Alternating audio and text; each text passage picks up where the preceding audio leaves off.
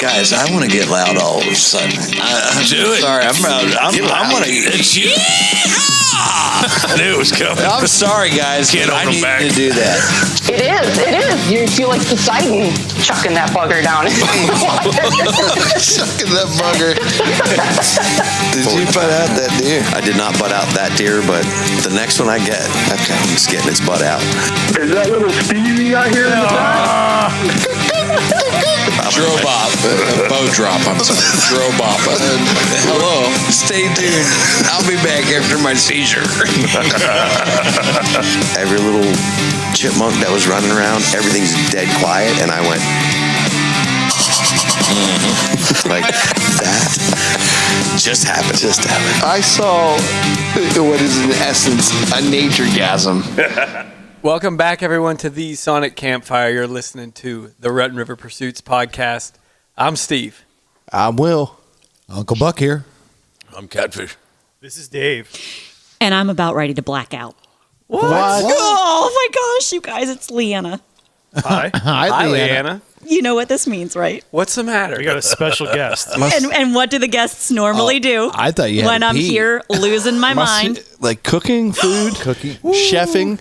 I can't not. Killing stuff and cooking it. Oh my word, you nailed it, Catfish. Marinati. I'm good at this game. I'm freaking out.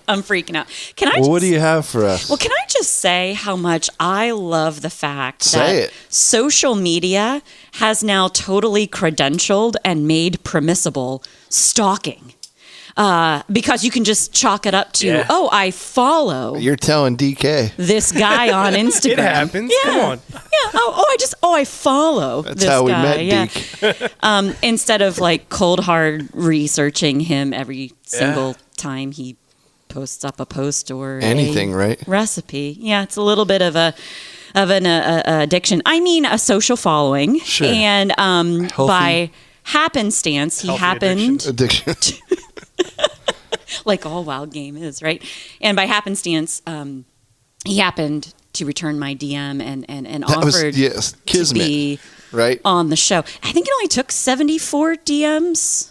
Yeah. Really? That's not stalking Like at a all. couple of hundred tweets. That's impressive. You mean to Something- Jeremiah only or in total? Yeah, exactly. So what if I read you this intro and let me know if Please you do. think we should talk to him? Let's or not. have it. Okay, you ready? Lay it on me. We're What if ready. I told you I had a guest whose mission was to go beyond the packaged, plastic-wrapped, day-dotted grocery store meat, to feed a family with true organic meat, Go on. to know what that family is eating, how it lived, where it lived, and what it ate, to be the only hands that ever touches your meal.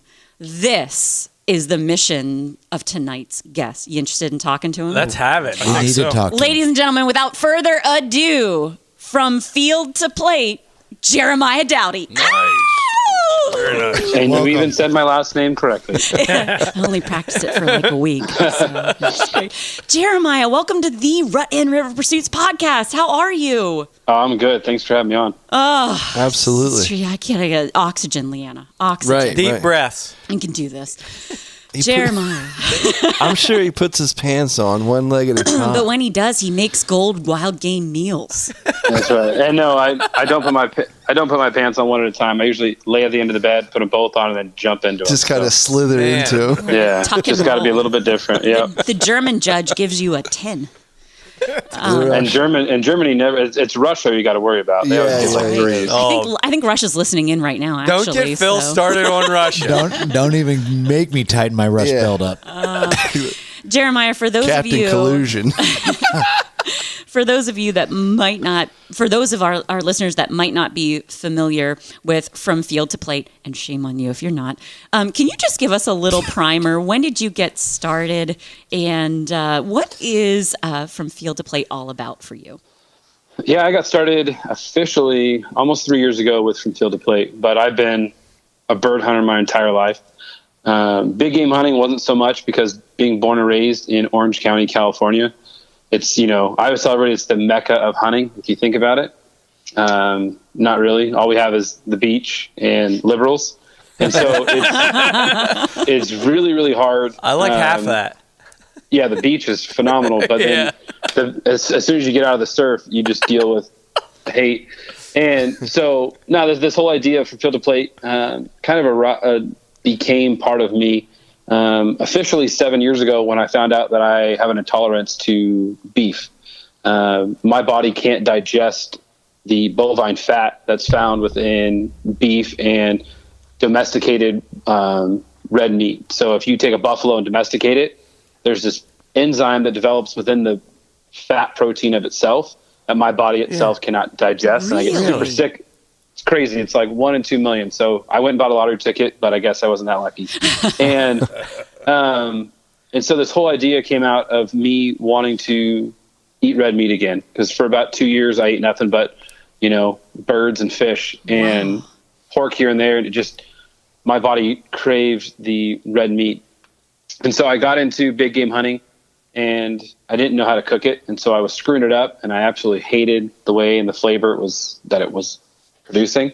Yeah. And everywhere I looked, there was either, you had your high end aspect of wild game cooking where it was $75 for a dinner. Yeah. Or you had your wrapped in bacon, or covered in, can of whatever soup, condensed soup you want to put on it. Or deep Which fried. there's nothing, or deep fried. And there's nothing wrong with any of those. It's just I had to eat it as my primary source of meat, not as an appetizer or a fancy get-together dinner. And so I just started developing recipes and understanding what wild game is, how it is, where it is, and why everything tastes different. And taking out that idea of that fake word gamey that so many people get turned off of. And I just started developing recipes and started using meat as meat. And started building a following from there. And next thing you know, I'm at 2.5 years later, I've got 36,000 people following me, and I'm writing recipes for Mossy Oak and Vortex and Traeger. And I guess there was a need that I was able to fill. So every time we run into a new species or a new animal, antelope, some kind of fish, whatever it is, someone hates it. And and then we end up catching it or killing it, and Leanna ends up cooking it, and it's like mouth-watering, I just can't thank you enough for coming up with that word, saying that it's fake, because I couldn't agree more. Well, you talk to somebody that doesn't like wild game, and you ask them why, and they tell you that it tastes gamey. And I would say define the flavor within gamey, and nobody can ever define the flavor. And so I said, if you can't define a flavor, you can't have elk and duck and antelope all be gamey. Like, it's physically impossible to have all those be the same flavor. Right. And so it's understanding, hey, antelope from Wyoming, when all they're eating is sage, they don't have a wild, their wild flavor is sage. Where you're getting a mule deer that's eating nothing, in Southern California, where they're eating nothing but cactus, they have a really wild cactus and rooty taste to them. Oh, so that's what people don't understand. So that's what people don't understand, is that the flavor profile behind what they're eating is what that animal tastes like. And I mean, we were turkey hunting in Missouri, and we were hunting these birds, and I was telling them how the best bird I ever had was off of an apple orchard here in Southern California, because this turkey went in and was eating fermented apples. And these turkeys actually got drunk off these fermented apples in this orchard, and it was hilarious to watch them. But their meat had such a sweet, appley, kind of rummy taste to them. They were pre-marinated. They were bird candy. And they were absolutely incredible. And so then, as a chef, to sit there and take that and say, okay, this is what they're eating, this is the flavor profile the animal has, and then developing an apple whiskey bourbon glaze to go on top of it, which kind of brings everything all back in together. So that's where you look in these ideas of gamey cannot be a word, because it's associated with a negative term in the hunting industry. So if we get away from gamey and talk about the wild essence of that animal, I think it really will elevate that wild game. Jeremiah, thank you for even mentioning and talking about the goodness of what game eats and how that makes them taste when we eat them. I thought of nothing but Barraco ham. I believe, correct me if I'm wrong, they're a special kind of hog that only eat a mixture of acorns and something else, maybe predominantly acorns or some kind of a nut, and smoke it and age it, and they slice it so thin and it melts in your mouth, and you taste the nuts in the ham, and it's Will broke me. I don't want to taste the nuts in the ham. Anyway, Hey, moving on. But moving on. But all the testicles on animals are completely edible and phenomenal. I mean, at turkey camp, we pulled out the turkey testicles, and no one believed that turkeys had testicles. We saw that on your Instagram story. Pulled those out, and we fried them up at camp, and all these old timers who have been killing turkeys. I mean, I asked how many turkeys they killed, and they're like, I don't know. Been hunting them since I was 6, and they're in their 70s. And they sat there and fried these up. They're like, I had no idea that these were even in an animal. So it's kind of funny that we look at these things and we get so caught up in what we're supposed to be eating that we lose track of what we can eat. Exactly. I'm very much into Andrew Zimmerman right now, just because he eats everything. And right. Granted, he's more of a New York kind of guy and not on the hunter end, but that guy will try anything and everything, and it's given me more of an interest to drive. And I want to eventually get into asking you about organ meats. And before we go there, though, we're talking about gamey flavor. And Jeremiah, I don't correct me if I'm wrong, or maybe we can be on the same page on it. I think that a lot of the gamey flavor or the bad tasting things that people get, or can be broken down to like people just fry something that's not butchered correctly in butter in a cast iron skillet with nothing on it, and they're eating shoe leather. Or I think B, really the biggest part for me is whether it be turkey, white-tailed deer, fish, whatever. Catfish. I get catfish a lot. I'm catfishing all the time. People are like, "Oh, the catfish taste horrible. They taste like mud." I think a lot of it has to do with from the time of the kill, from the harvest, the catch, to properly butchering the animal, not letting tarsal glands sit and not breaking urine sacs open and not gut shotting something and letting it sit for days hanging. And there's some kind of a science there a little bit about hanging deer for days versus butchering very quickly and then freezing, then getting cold. But it can definitely, in the way that you prep an animal right after harvest, it can change the taste of the meat sometimes too. And I think that if people they go hunting and they like to cook, but I think there's like an art form that's missed in a lot of generations of doing your own butchering. You take it to a butcher shop, you don't really know if you're even getting your own meat back out of the grinder half the time.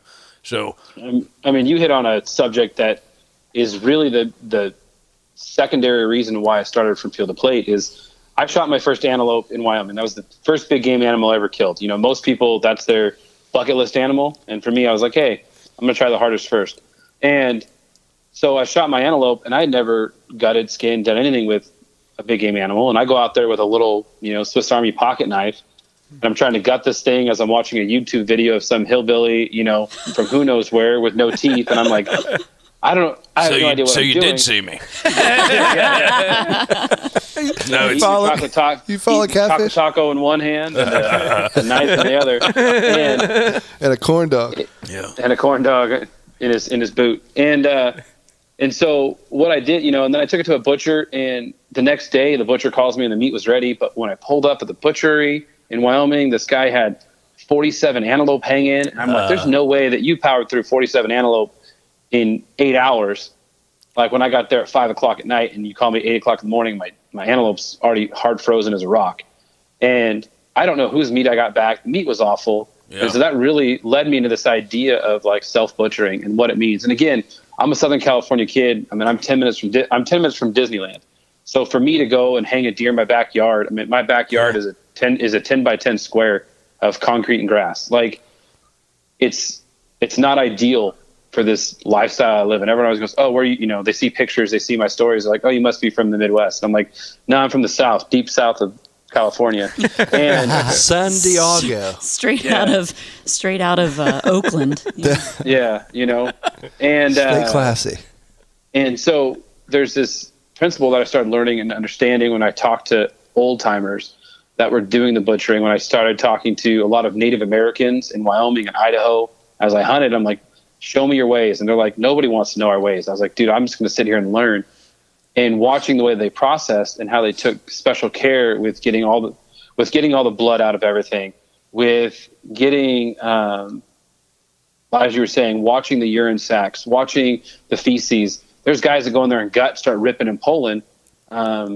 And the process behind it, people laugh at me because it takes me double the time to gut, but half the time to butcher. So it equals the same amount of time.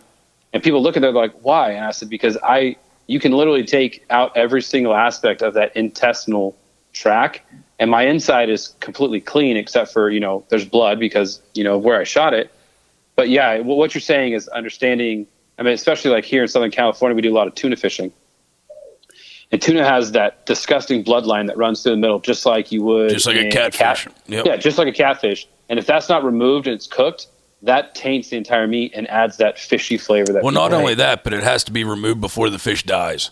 And a catfish's substance there, you have to, if you can throw a flathead catfish in the back of the truck in June and drive from the river a half an hour home and literally release it and it'll swim away. They're a tough fish. So, I know we do them. We have flatheads here in Southern California. Yeah. So if you prep them properly, it's some of the best fish meat I've ever eaten. I still cut it into nuggets and fry it, obviously. But regardless of that, if you don't take out the mud vein, as I call it, what did you call it? Bloodline?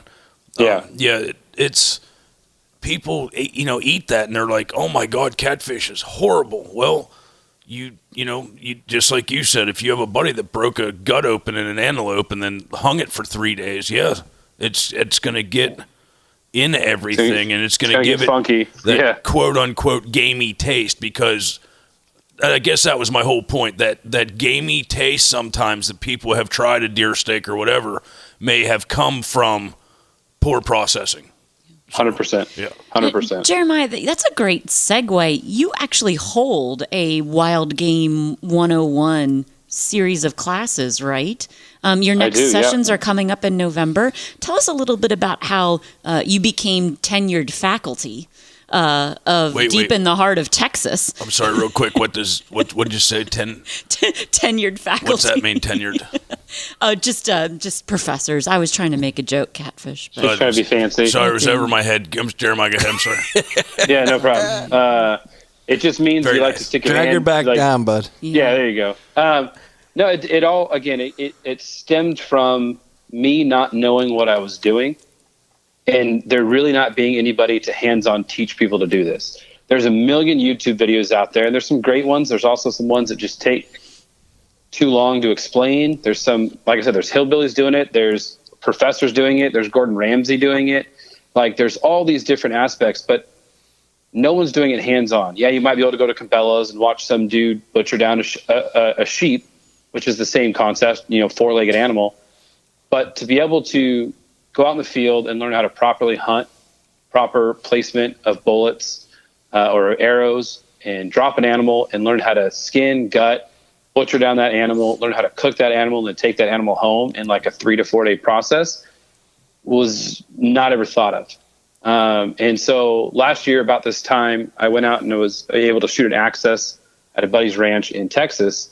And we got talking about this concept that I had called From Field to Plate 101, taking it. I wanted to be able to take a vegan and teach him how to hunt, butcher, and cook in 4 days. A crash course and hey, this is how you do it. And this is the proper way to do it. And we're going to get up at 4. We're going to go to bed at midnight. We're going to get up the next day at 4. We're going to go to bed at midnight. We're going to learn what it truly means to go from the field to the plate with no one else's hands touching it but your own, you and your knife, so that when you sit down at your dinner table, you again know every ounce of that animal. Again, like she said in the segue, where it lived, where it died, what it ate, and whose hands touched it. That's what From Field to Plate's all about. And so he kind of was like, well, you've got my ranch, do it. And so I put together this class. Last year I had 16 new hunters come in. I think I had 1 veteran.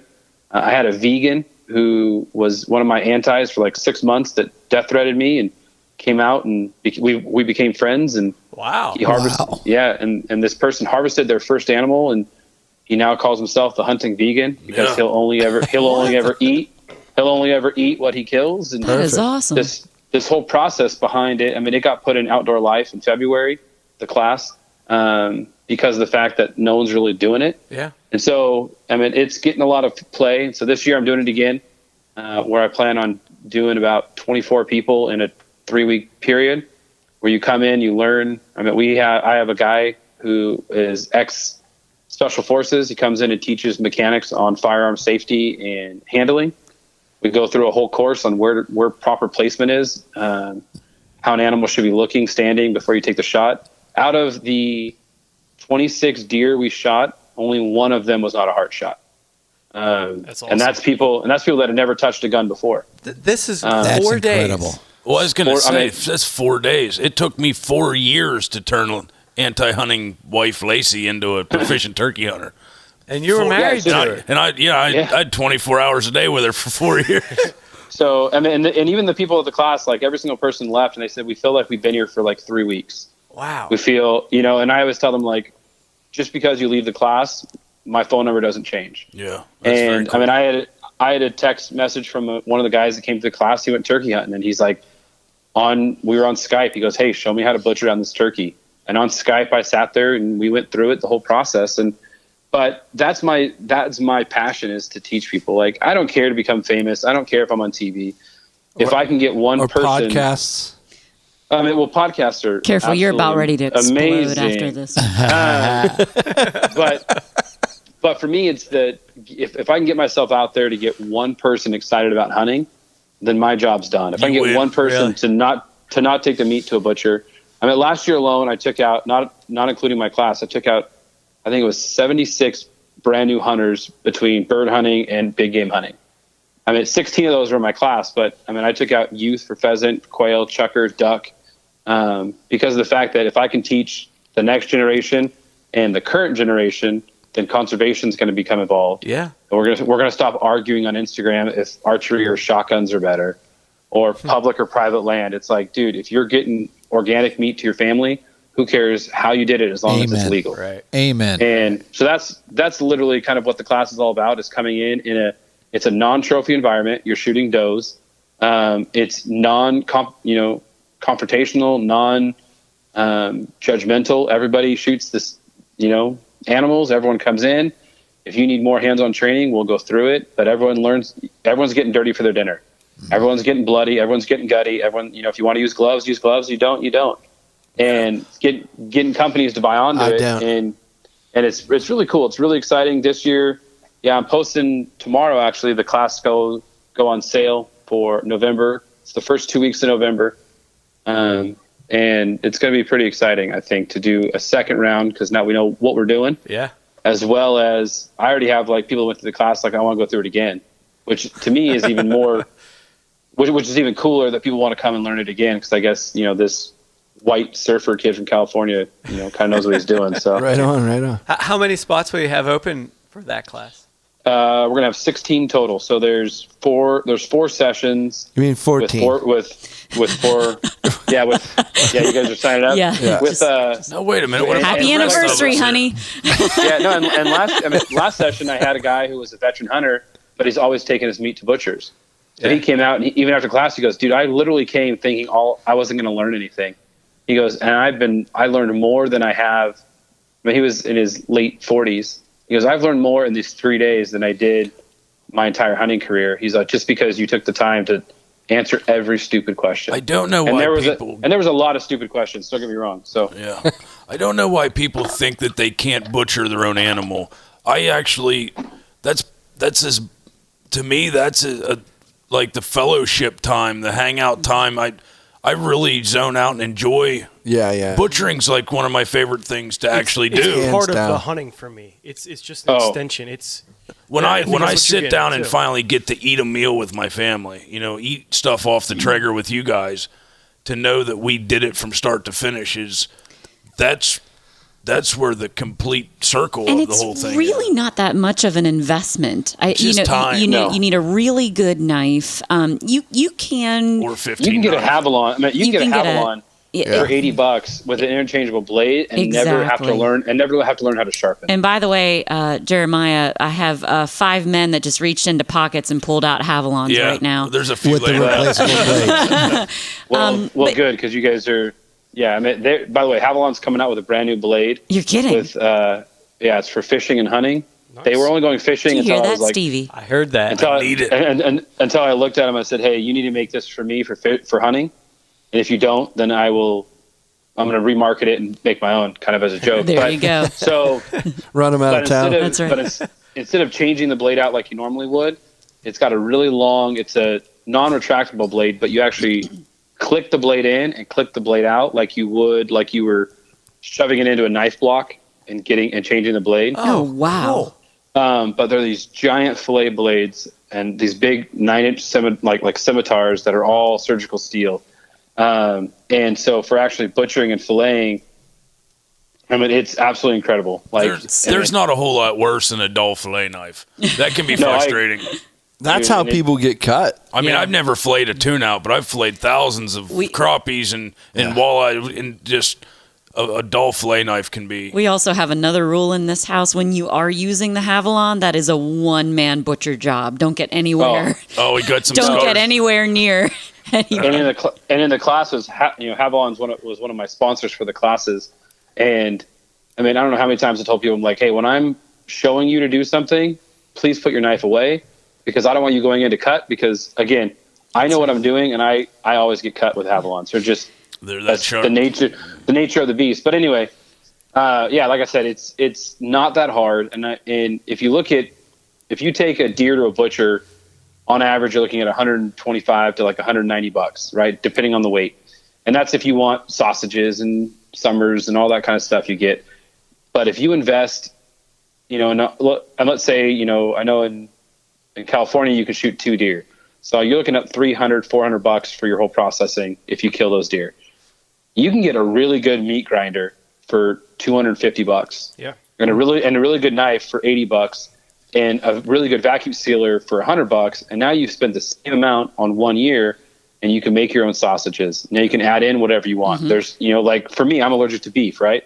And so a lot of people cut their sausages with beef fat. Well, for me, I can't cut them with certain fats because I'm allergic to them. So I go out and kill a wild boar, and now I make my own wild boar and blank sausage, or my whatever. And there's a million ideas you can think of. Like my daughters are like, Daddy, I really want blank, and I'm like, well, let's make it. And sometimes they're good. Sometimes I don't post the recipes. And but that's the fun. That's the fun of it, though. Right. I mean, but I have a 4-year-old and an 8-year-old, and my 4-year-old wanted meatballs the other night. She went into the fridge. Wow. Pulled out, ground venison, put it in the sink. Later that day, we came home, and she literally made meatballs 100% by herself by adding all the mixtures. I just opened up the oven, put them in, and for a kid to be able to know where their food came from and know how to do that at 4 years old. I mean, if I can teach a 4-year-old how to make meatballs, I guarantee I could teach a 40-year-old man how to make a filet mignon, out of a venison steak. And when you are breaking down a deer for the first time, you're not going to let the animal go to waste because you don't know the complete ins and outs of butchering a deer and what cuts what. The first time, take out your large chunks and then grind the rest. I mean, you can make tacos and spaghetti. It's still a great meal from your venison. Delicious. Right, and I have a motto at all my classes, and everyone kind of laughs. And I tell them flat out, I said, hey, it's just another meatball. Yeah, like exactly. if you screw up or you scrape or you do whatever, it's just another meatball. Don't worry about it. And it really takes the pressure off people because, I sit there and I can break down a deer in 30 minutes from gut to freezer bags because I've done 100 of them in the past 2 years. But to take a new person and sit there and as they're doing it, I said, if you screw up, whatever you cut off extra, it's just another meatball. Yeah. Whatever you scrape off that bones, it's just another meatball. And what I did is I was doing a write-up for California Sportsman magazine, and they were debating between butchering and self-butcher and blah, blah, blah, blah. So I went and I shot a blacktail, and I cut the blacktail in half, and I gave half to a butcher and told him the cuts I wanted, and then I processed the other half myself. And I got back, I think, 31 pounds of meat from the butcher. The meat that I did, I had 63 pounds. What? Jeez. Wow. Yeah, it's crazy how that happens. They won't go through the rib bones and cut out in between the ribs and stuff like that to get the extra ground burger. Right, and they're not taking the time to get all the meat off the sinew. Yeah. Where, to me, if you take off that silver skin off that backstrap, if you've ever filleted a fish, you flip that silver skin over, you fillet that silver skin just like you did a fish. Yeah. You've now got a quarter pound of meat off that backstrap that most people throw right in the gut pile. Mm-hmm. And I mean, I think I had a mature whitetail buck, off of it, minus the bones, just meat waste itself was 1 pound and 16 ounces, That's fantastic. or 13 ounces. I mean, I kept the waste within 1 pound of a 120-pound animal. Yeah, that's excellent. It's just insane. You know, Jeremiah, I am thrilled that you're giving us a lot of pointers, and we've done a lot of intro to wild game conversation. But guys, I have to flip the script here because if you get lost in his Instagram, I mean, we're talking wild boar tacos, roasted whole stuffed doves, and sous vide venison stroganoff. We got to flip this script, and Jeremiah has to get crazy gourmet on us. You need to start talking, my friend. If those of us have been hunting, butchering, harvesting our own meat for years, blowing smokers up, what do we need to do to take it to the next level and really go crazy wild game gourmet? I think the biggest thing is not to be scared. Everyone always gets scared that they're going to ruin their wild game. But once you understand the process of cooking wild game, then literally the world is your oyster. And which is delicious on the back of turkeys and pheasant, by the way, getting those little oysters. But that's besides the point. That's a pretty good idea. Is there's this fear that I talk to a lot of people. Even you watch like Zimmerman, who he's done some pheasant hunts and stuff like that, and they go with the traditional route, with what grandpa taught them, with what dad taught them. And I think we need to step out of that box. And you can literally go on Instagram and type in foodie and look at any one of those food pictures and recreate that with your wild game. If you want to take it to the next level, like for me, how I get new recipes is I listen to people talking, or I ask people on the streets, like, hey, what's your favorite meal? And they tell me, I'm like, okay, I got to recreate that with wild game. How can I elevate venison to be more than chili, spaghetti, or jerky? And how can I take that to the next level? So when I bought the sous vide, it's taking that venison roast, and cooking it, slow cooking in that sous vide for 12, 13, 14 hours, and then taking it off, finishing it on the smoker. Like, it's just incredible flavor that people get scared of. Taking turkey legs, and then I did ossobuco out of wild turkey legs. All right. Which ossobuco is just a fancy term for cutting the leg up in chunks. Thank you for defining ossobuco. and then you threw some French in there before. I have to ask, I'm just a rube from the sticks. What is sous vide? And I'm about ready to backhand him, Jeremiah, because our February newsletter from Rut and River Pursuits walked us through what sous vide is. So, Jeremiah, while I flip this podcast table, why don't you walk Uncle Buck through it, who can't seem to read You're going to watch a grown man, or you're going to hear a grown man get spanked. Right. Jeremiah, take it away. Sous vide is a fancy term for literally cooking in water.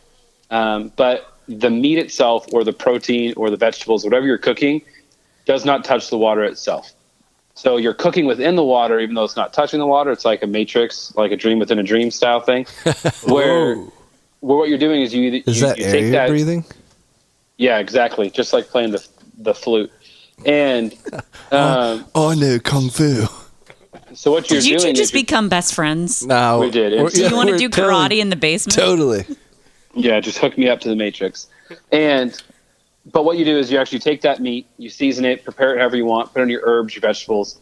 Then you vacuum seal it, or you get it into like a Ziploc bag, and you have this machine, in a sense, that sits inside of a pot, or I have a plastic Lexan box, and you fill it with water. And what this does is it continually circulates the water and maintains it at a certain temperature. So if I set that water to 170 degrees, that water will maintain 170 degrees as long as that machine's on. It won't go lower, it won't go higher. And so that meat that's cooking will not cook more than the temperature I set it to. So if I set, like pork chops, we like to eat pork chops at 140, 150. If I set that at 145, that pork will never reach a higher temperature than 140. And so you can leave it in there, and it breaks down the tendons, breaks down the muscles, breaks down the fat to create a more tender, delectable chunk of meat, where you can finish off in your cast iron, finish off on your smoker, on your grill, to get that flavor that you want. But the meat's fully cooked by the time it hits whatever you're doing. So for me, I like to cook venison in it for like 12 hours, take it out in a hot skillet with garlic, onions, butter, a little bit of avocado oil, and get a really hard, crispy char on that because it's so hot. And I know for a fact my meat's cooked to a perfect medium rare, and I've got that hard, bark on the outside of my meat. So it's an incredible tool for $100, and really adds to the kitchen gadgets that you can have. Which one do you have? I hate to ask that question because Stevie gets all technical, but is it similar to ours? It is. It is totally ours because, I've stocked his sous vide. Yeah, there's really only like 2 or 3 companies that are actually doing it that make it well. And if you go on Amazon and just type in any of them, you've got, the Avids, you've got, gosh, I can't think of the name of it. Chef Steps has a new one called Jewel that, has a cool Wi-Fi feature. Is there a Walmart brand? Not yet, Stevie. Yeah, not yet. There probably will be. But you can go to any of these companies. But the one I have, it's Wi-Fi. So what? I'm in the woods turkey hunting. I've got venison in. I can look at it, make sure my temperature's set. If it'll tell me the internal temperature of everything. I can up it or lower it. I can turn it off. I can put it into hold mode. So when I get home, it's all perfectly ready to go. So it's pretty cool. So that is cool. Leanna's really proud of hers. What voltage do you run yours at? What voltage? Yeah, you can't run the hair dryer at the same time. 220. So one of the big benefits of this is that you can't really your window of doneness for your time isn't so precise like an oven or a smoker. You kind of have a window of a couple hours, correct? For the cooking process? Yeah, the cooking process. So when it's done. So if you put it for, you missed the cutoff time, but you still had 2 hours. Not like an oven where you passed it by 2 hours. You're done for. Yeah, you're completely done this for. Can sit. You've this got can jerky. Sit in there I've kept a venison ball roast. That nice ball roast off the back, which is usually not as tender. I've kept it in there for 26 hours. Whoa. And I pulled it out, and it was and I put it on the smoker just to kind of get that flavor to it, then finish it off on the grill to get the char on it, and it literally just melted in our mouth. And so I put it in the fridge, cooled it off, got my meat slicer out, and we made roast beef style venison for our sandwiches for the week. And my girls went to school with venison roast beef, and it was just absolutely incredible. And it takes away the fear of overcooking. It also takes away eating predators. Okay, bears, cougars, mountain lions, bobcats. They're super flavorful, but you got to cook them well done because of trichinosis. Yeah. And so what you can do is you can take that bear ham, you can put it into your sous vide, cook it to 175 degrees, but it's not going to overcook it. So you can actually eat your bear at more of a medium than you would a well done. But the bacteria itself is now killed off. And we have literally done that with our bear, and you can the fork, it just falls apart, it shreds almost. Is that how you did that? That bear? is exactly how I did that bear for you that one night. That bear roast was delicious. And you have no fear. Stevie would not touch beautiful duck that I did for him. No, goose. What was that, babe, that you went? Was sea duck. Sea duck. Yeah. I did I sous vide a beautiful sea duck and then finished it off on the Traeger. You wouldn't touch it, would you, Stevie? You finished it off for me in the microwave. I sure did. Viva la sous vide. Yeah, la microwave. Yeah, and that's the deal. Is a lot of people get fear of that, but exactly. You have the reason people hate duck meat is because they're eating duck well done. Duck is supposed to be eaten at a medium rare. Yeah. And I know a lot of people are fearful of that, but I've won over more duck hunters to eat duck by cooking a proper duck than ever anything else. Because they're always I make jerky out of it, or I throw it in the oven until it's well done. But you have that concept of you're normally eating fowl, so chicken would be your closest relation to it, and you get that undercooked. Well, you got salmonella, but waterfowl, a duck undercooked, at a medium rare, is delicious. Well, there's a lot of meat on a Canadian goose, and a lot of guys have trouble cooking them too. They make goose jerky. Canadian geese done right is amazing. I have on my laptop right now the back screen is a recipe I just wrote for last goose season, and it's a goose leg and barley stew. Yes. And I cut down the Canada goose legs and braise them for a little bit, throw them in this slow cooker for 8 hours, and then added the barley and the vegetables, and it's this ridiculous dish. And I served to people, and they're like, "Wait, this is that disgusting goose leg?" And I'm like, again, once you understand the concept of meat, everything in the world is edible. Well, see, I really appreciate that too, because you're not just throwing the legs out and breasting the animal out. It's if you ever see anything that I put out there, that's like one of my biggest pet peeves. I call out people all the time. So right. No, I totally agree. You definitely see that in your Instagram too. You are finding the obscure parts of the animal and finding a purpose for it and making it delicious. 100%. I have a challenge. I have 9 massive 3-4 pound American shad from our fishing day yesterday in the Delaware River. Ooh, Jeremiah is the right person to ask for this. Well, that's what it just like a light bulb went off and That's went. perfect. Because I was going to use them for cut bait for catfish, but they're super fresh and they're huge American shad. No, Jeremiah, save us. Can I cook those right? Because I've never cooked a shad. You just can't be 100%. scared. So I have a carp recipe that people called me crazy about because no one eats carp. And shad are in that same realm of meat texture as you would a carp. Very oily fish. Yep. Oily, bony. Yeah. It's just, a lot of people use them for bait or throw them out. So one recipe that I like is I like to make like a cream cheese spread out of them. So what I do is I half shell them, remove all the bones that I can get out with a sharp fillet knife, get out all the bloodlines, all that kind of stuff. Season them with garlic, rosemary, thyme, citrus thyme, butter. I know where this is going.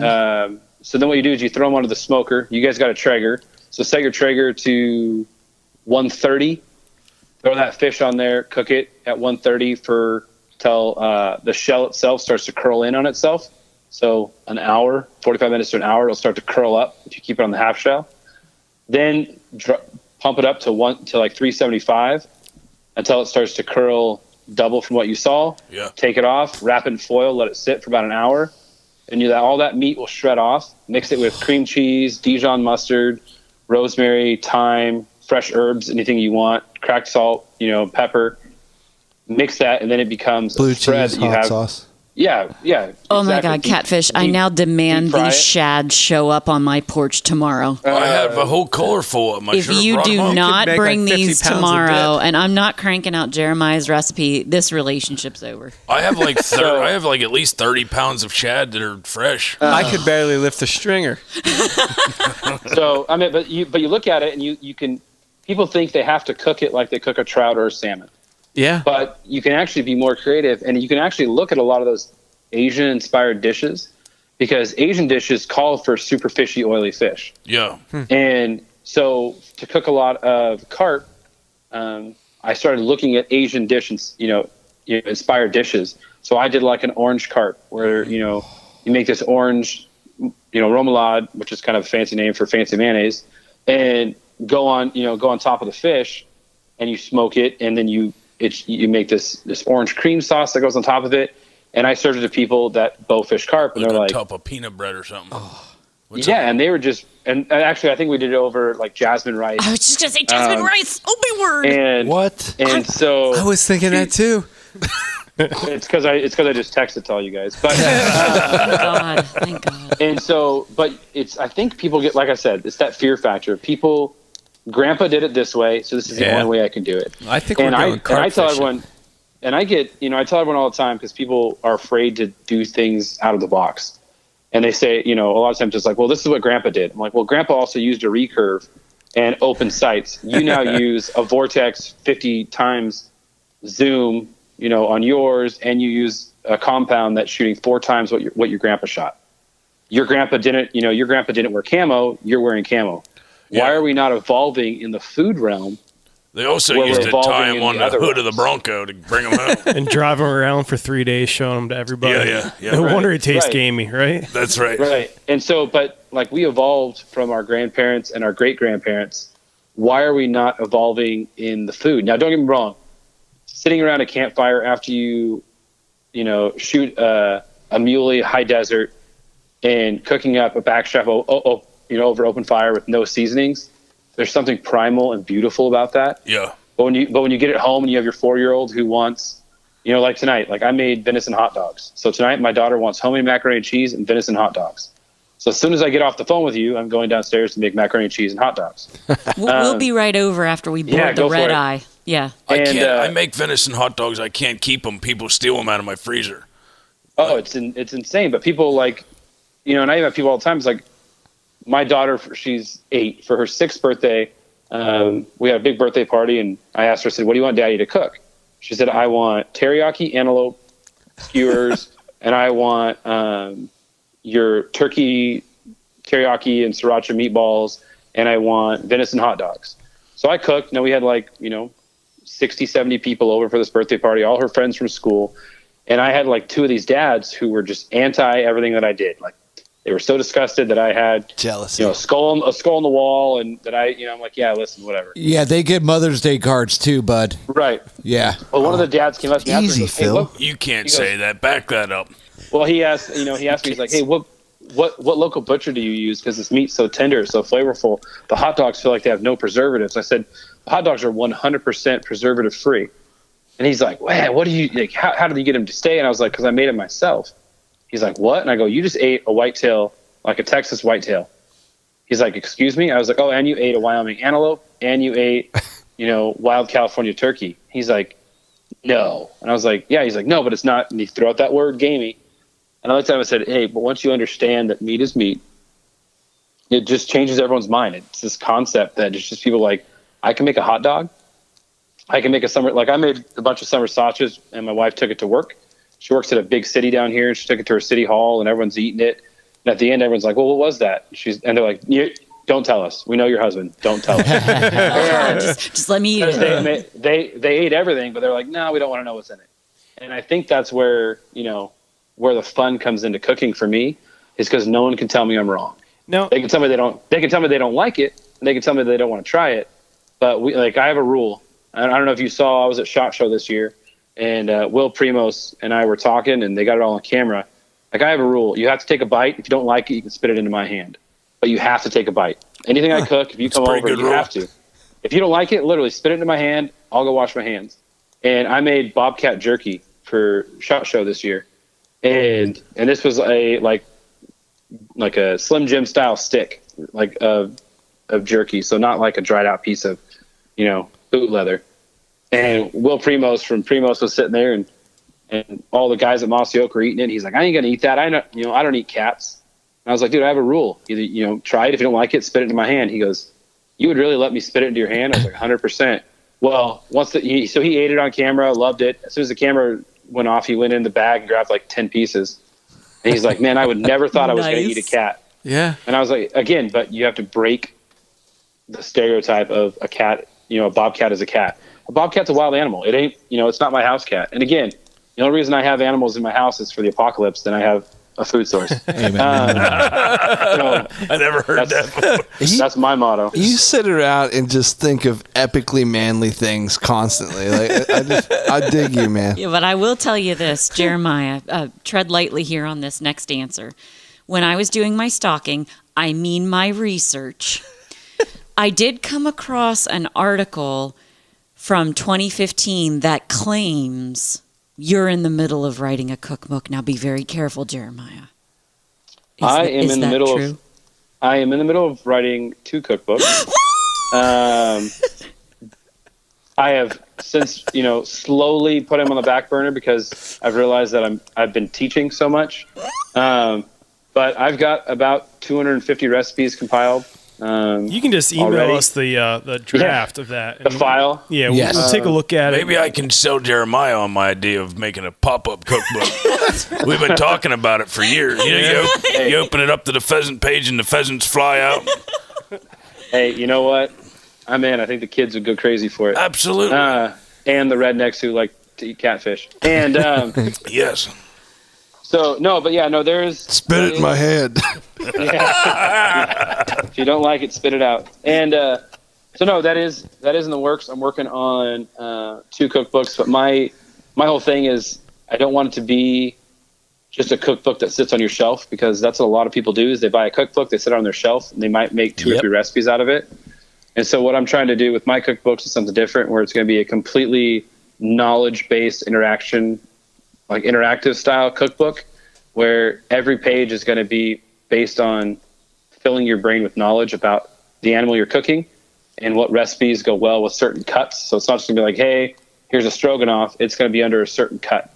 Hey, this cut works best for these 12 dishes. Oh, this is why this is why it works well for those dishes. Just shut up and take my money. Taking it a step further, I like it.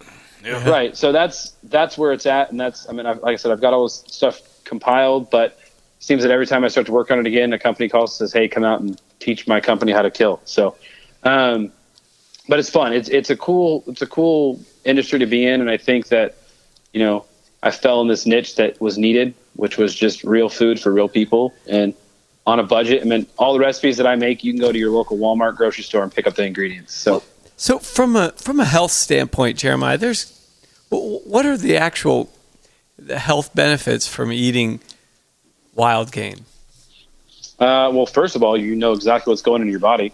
So you talked a little bit a while ago on salmonella with chicken. Yeah. Did you know that salmonella does not come from the bird itself? It comes from the processing of the animal. The plant. I did not know that. So you can 99.9% never get salmonella off of a wild bird. Even a chicken you're killing at home and butchering that you pin raised. Yeah. There's a 99.9% chance you will not get salmonella if you eat it raw. Now I leave that 1% because I don't want someone suing me. But there's this misconception that it comes from the bird itself, but again, it doesn't. And we look at processing and manufacturing, and we look at the health risks and benefits. I've never had my wild game recalled. Amen. I've never had my wild game taken off the shelf. I've never had I've never had someone come to my freezer. I just posted a picture on my Instagram today of like a completely full freezer. Yeah, we were jealous about that rattlesnake. And that's just yeah. I've got like 12 rattlesnakes. I'm gonna make a rattlesnake andouille sausage here coming up. And I wish you were on the East Coast. I know. I was just gonna say I'm in for that. Yeah, sounds good. Well, hey, I'm always down to travel. So, but there's this. I look at it as this idea behind knowing what goes into your meal and knowing every aspect. I know you talked about organ meat. I grind up organ meat into my grounds because now I'm giving my daughters their iron, their calcium, their vitamin E, their vitamin D, their vitamin B, their vitamin Z. I'm giving them zinc. I'm giving them all these things that they get from vitamins. So you're taking a liver and putting in your burger cut. I'll take a quarter of a liver, quarter of a heart, quarter of kidneys, and I'll grind it into the grind, and you won't ever be able to tell it. Okay. So you're getting your benefits from that. Now don't get me wrong, I am a sucker for like cast iron skillet, you know, bacon, onions, garlic, and liver. Like old school pan fried liver and onions is one of my favorites. So and I'll smoke the heart completely. Like one of my 8-year-old's favorite meal is smoked venison heart. Oh, nice. So throw it on the Traeger and smoke it and then slice it and eat it. Oh, it's absolutely insane. But there's a book that I'm reading called Deep Nutrition. If you're into reading books, it's more of a medical journal style writing. But in this book, this lady talks about the benefits of eating, and she talks about the benefits of eating wild game and wild game organs because of the fact that there is nothing man-made about them. There's nothing in there. Now, there's an argument, you know, is a deer organic if it's eating off of a GMO field in Wisconsin? I don't care. It's still wild in my opinion. It's still organic, and it's eating other things too. Besides, and it's not just eating that corn cob, and it's not processed GMO corn. It's still growing, but that's besides the point. But in the book, she talks about how there were Native Americans, and during Lewis and Clark's journey, a lot of them were getting a lot of diseases. They were getting scurvy. They were getting malnourished during the winters and the hard months in the Dakotas and that kind of stuff. And so this medical journal, this doctor went to the Indian chief, was like, hey, why is it that no one's getting sick and dying like the Indians, but all the white people are getting sick and dying? And he goes, I don't know what you're talking about, but this is what we eat so we don't look like you. And wow.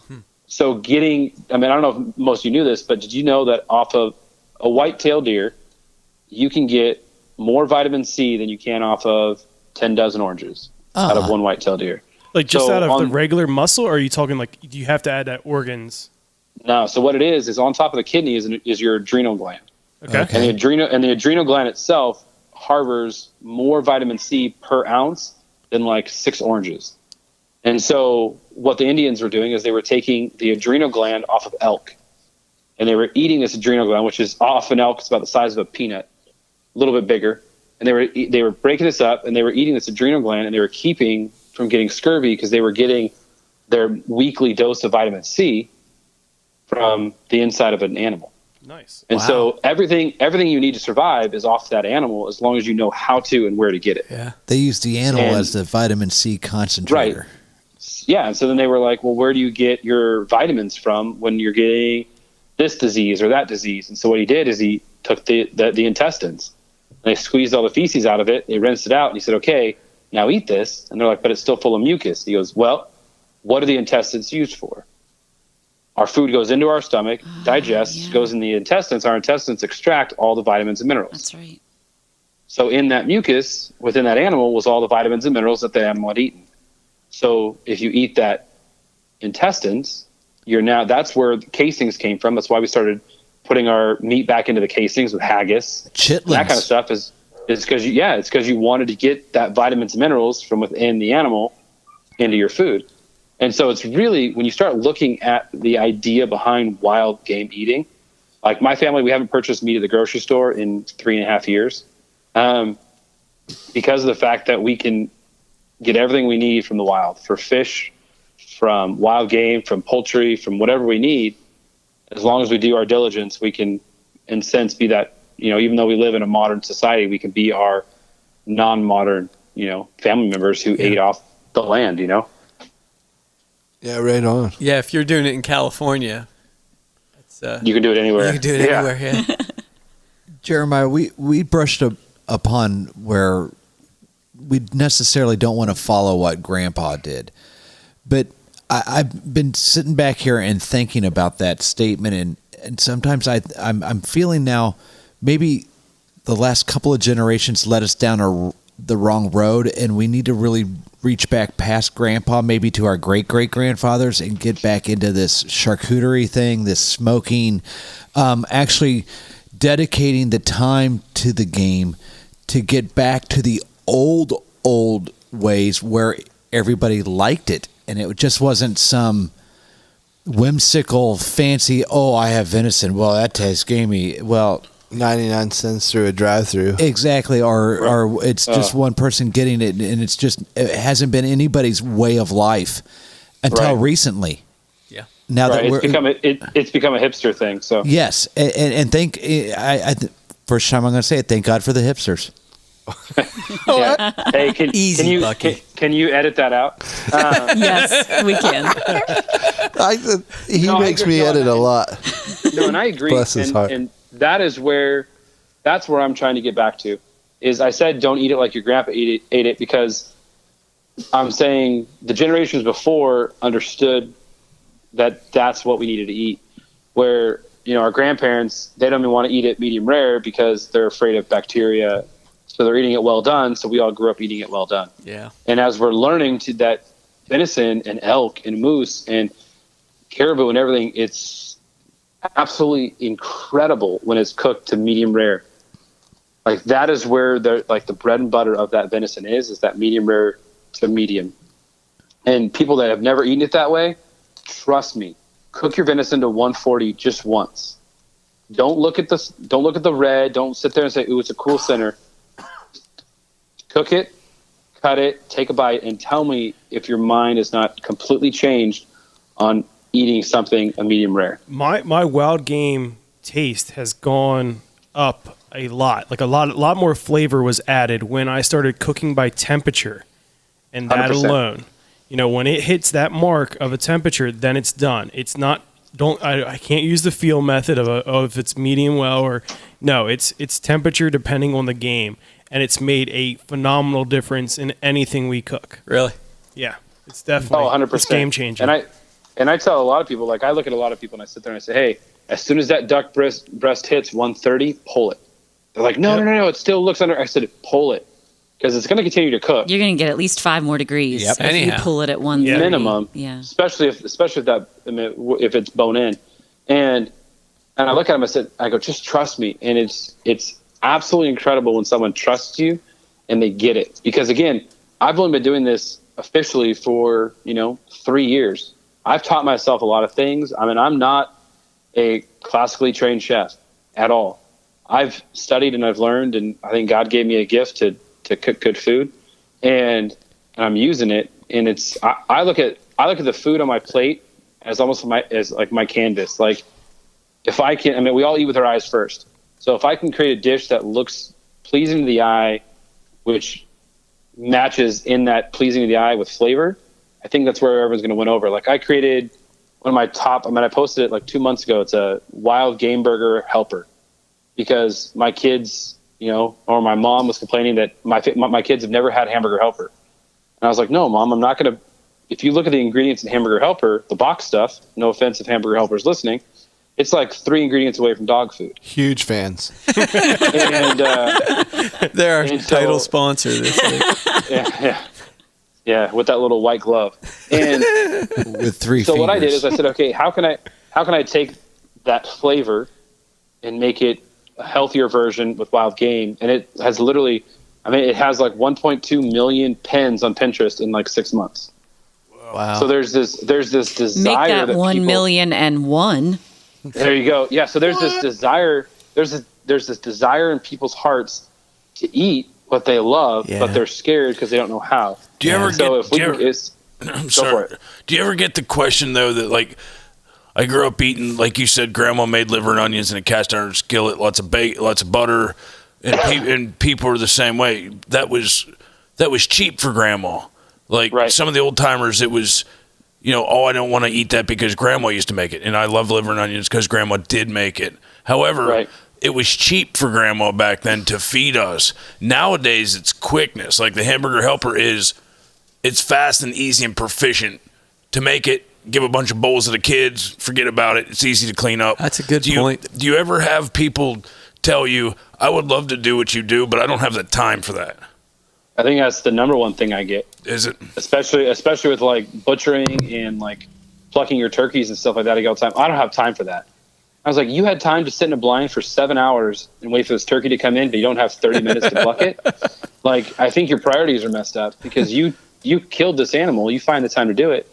And even like the hamburger helper recipe that I made, it takes exactly the same amount of time as it does for the box meal. Now, can you tell me how you made it? Because it's a secret family recipe. I was going to say, I love hamburger helper, but it's not good for me. It's up on my website, fromfieldtoplate.com. It's up there with about 40 other recipes. Leanna's showing it to me now. Perfect. I have it framed on our desk here. It's I'm a giant fan of meals that have just a jumbled mess of stuff together. Like I'm the guy meal. Yeah, I'm the guy at Thanksgiving that goes and gets all my stuff and then just twirls it in a big ball, on a plate. I'm the same way. Yeah. Oh, that drives me nuts. Oh, I love it. I eat one my wife has like dividers on her plate sometimes. Nothing can touch. Not me. Man, it's like at a time. Green beans, gravy, dressing, and stuffing on top, and it's stir that up. Bless your heart. No, but I think that's where a lot of people get that misconception of wild game, because they don't want to do it like Grandma did, or they have this idea of like, well, I have to cook it this way, and it's like it's Taco Tuesday. I have to do the same ground tacos. Well, for me, I'll take that steak, I'll slice it real thin and make fajitas out of it for Taco Tuesday. Fajita goose breast is awesome. So at deer camp or at turkey camp this last week, I was in Missouri hunting with the guys from Mossy Oak and NWTF, and there was this big debate between cooking turkey poppers or turkey nuggets. I don't know if you saw the little video I made. We sure did. And they were literally arguing over which one was better, and I was like, they're both disgusting. like they're both in both areas. You can't even taste the turkey. Like one, and so as a joke, I literally sat there and they're like, "What are you gonna do?" I was like, "I'm gonna make it better." And I made beer battered turkey poppers, and I made like a cream cheese and cheddar beer dip to go into, and everyone's like, okay, well, this is our new favorite. I'm like, dang it. I was trying to get you guys away from it, but But I think that, again, if you look at the normal wild game thing, it's that either it's high end or it's, campfire. And I think that people need to realize that meat is meat. Anything that you make at your house, just substitute wild game and it's there. I mean, and it's incredible. And I think people can overcook things that you do so much with it that you can't taste the meat. Like you put too much stuff with it, or you over I don't know. But hey, real quick, what did we eat yesterday that I never had before? What's my new favorite? Empanadas. What is it called? Empanadas. Yes, little Mexican hand pies. I don't know what it was. It was amazing. It was really good, but I would like the meat in it was almost like it wasn't quite pureed, but it was almost like a real fine. It was super fine, like when they make a ham loaf. Like yes, the texture of a ham just loaf. like that. I would really like to make wild game empanada things. So that's something. So what you're going to do is if you're grinding yourself, a lot of people will grind through like a 30-second grind plate. Yeah. If you take that 1/8 grind plate and you grind it through that instead, it's going to create a finer grind. Like my hot dog grinding plate. Hot dog grinding plate, I think, is like 1/16. Yeah, right? It's almost a mincer, right? Yeah, I think you can do that one. The only problem is it will almost come out as like a paste, which you don't want. No, I don't want that.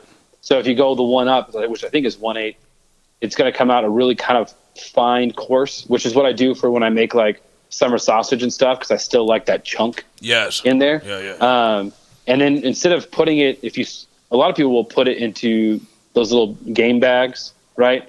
Like, hey, squeeze it, fill that little 1 pound game bag, tie it up, you get it at Cabela's or wherever it is. Yeah. If you actually put it into a vacuum seal bag and you make it go real flat as so get a 6, 7, 8 inch bag, put your 1 pound in there and lay it flat.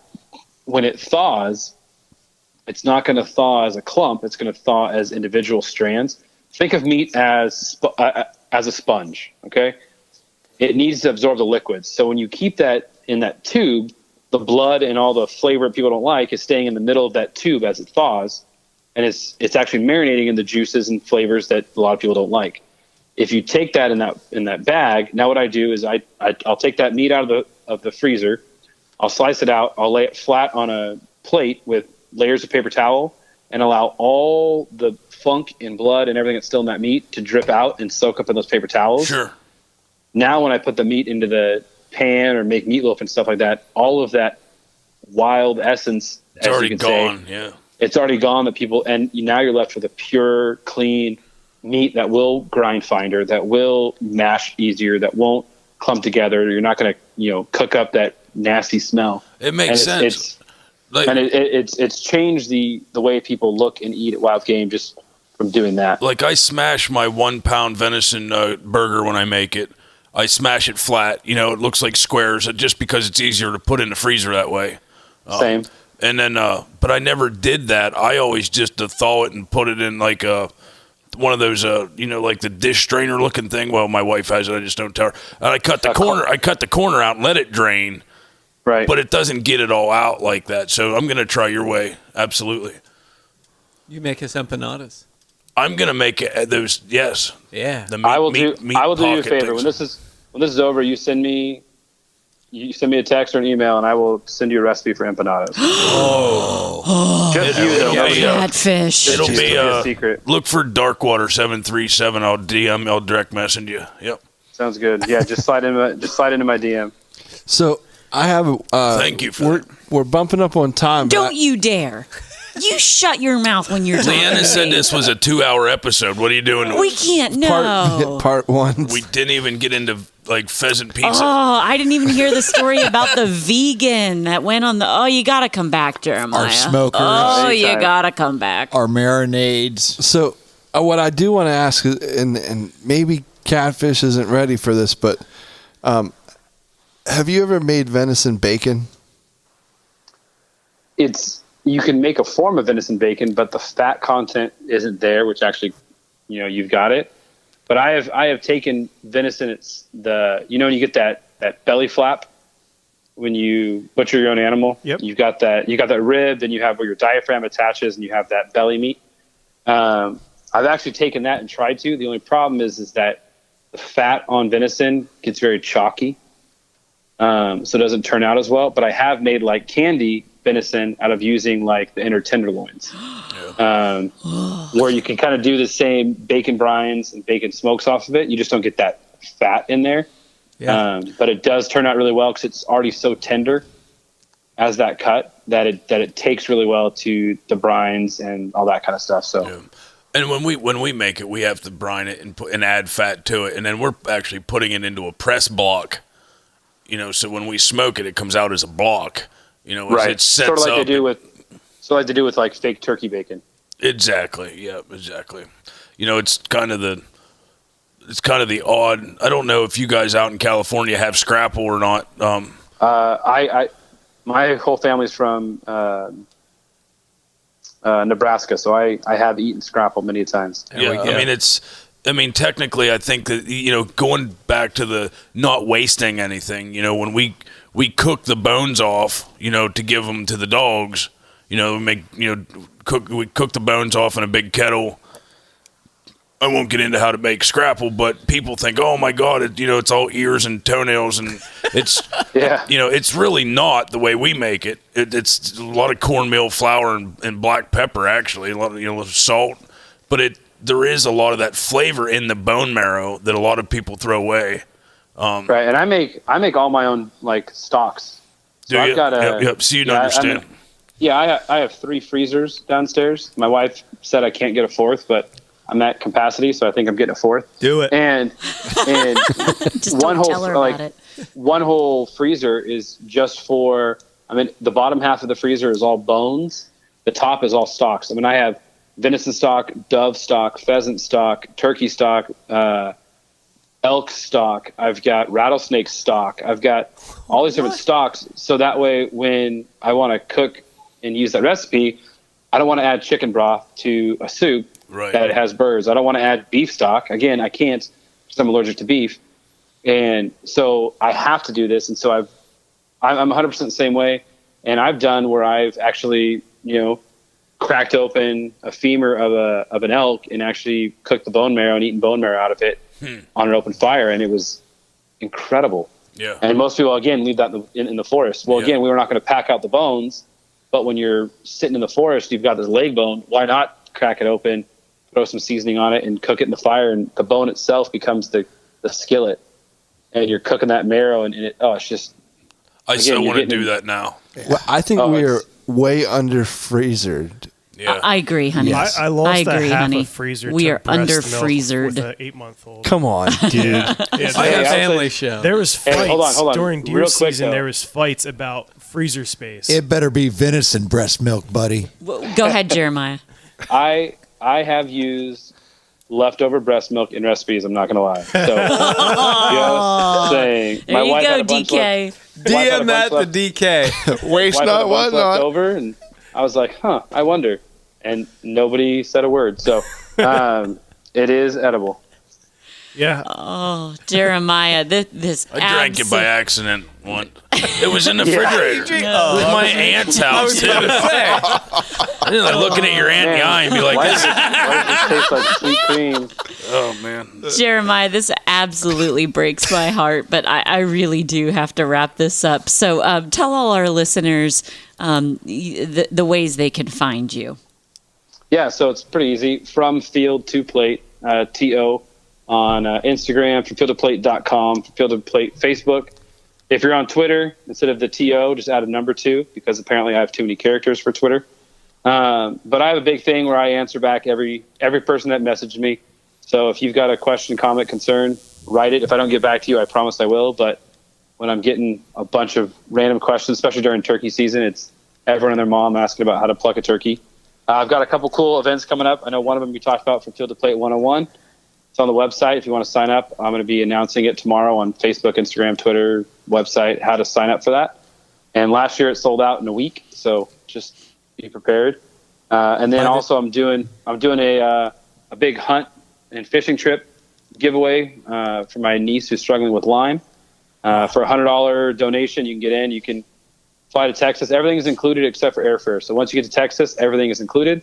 You'll be hunting a big old trophy access deer in Texas. You'll be fishing for redfish, specklebelly trout, everything in the Arroyo Ocean out there in the Gulf. You'll be getting a huge prize package from Traeger, Alps, Havalon knives, which we talked about earlier, Mossy Oak, Cabela's, Orca coolers, huge prize package. So $100 gets you in that drawing, and that drawing is May 31st. So if you want to get in, you want to come hunt with me, you're also going to get a one-on-one from field to plate class by by yourself and whatever guest you bring to come with you. So it's a cool opportunity for $100, and it raises money for my niece who's deathly ill right now with Lyme disease. So, Take my money.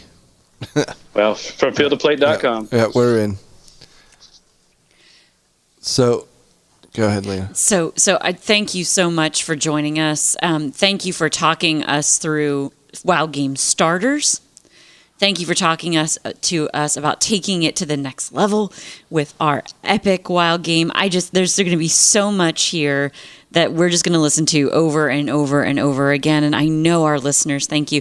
Jeremiah, thank you for the time. And we hope that you have a successful next couple of hunts that you've got on your list. And I appreciate it. Thanks for having me. We'll have to touch base with you again in the fall, in the height of hunting season, and see what you're up to. Thank you, Deaky. Yeah, I know that my hunting starts hardcore September 1st and pretty much goes till like January 1st. So, I mean, I've got everything from dove hunting to duck hunting to moose, elk, deer, bear, you name it. So, Part 2, we can get more into the smoking, whatever else. We have just hit the tip of the iceberg. Tip of the iceberg, so they say. Thank you so much, Jeremiah. Thank you, Jeremiah. Oh, no problem. Thanks for having me on. Hey, Deaky. What's up, bud? Where can they find us? You can find us at ruttenriverpursuit.com. You can find us at Rutten River on Instagram, Facebook, Twitter. Also, look for us on iTunes, Stitcher, Google Play, and CastBox. Follow us individually. And thank you for Miss Leanna. It's another great podcast, guys. I want to go cook something epic now. Rig 'em wheatless. Get you some. See ya. Peace. You know what this means, right? What's the matter? We got a special guest. And what do the guests normally do? I thought you had when to I'm pee. here losing my mind. Like cooking, food, chefing.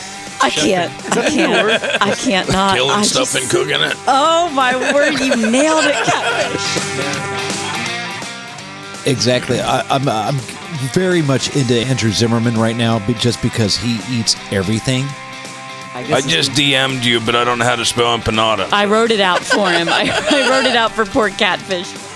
We don't normally take special editing requests. So. Luckily, you know, the producer.